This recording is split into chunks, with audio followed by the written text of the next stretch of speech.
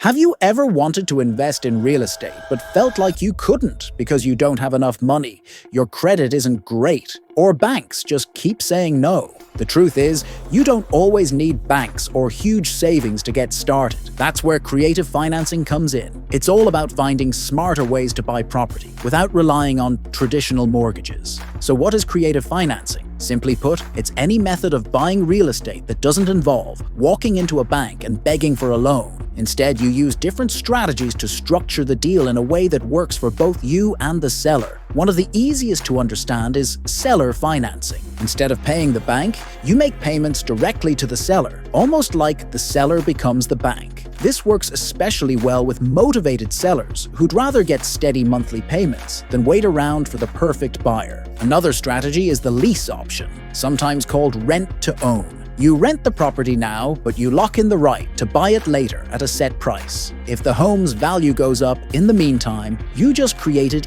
instant equity. It's a smart way to control a property without committing right away. Then there's subject to financing, where you take over the seller's existing mortgage payments, but the loan stays in their name. It can be an incredible way to build a portfolio fast, but it does carry risks if the bank decides to step in. And of course, there are hard money and private lenders. These are people or companies who lend based on the property's value instead of your credit. It's more expensive than a bank loan, but for flips or short-term deals, it can be worth every penny.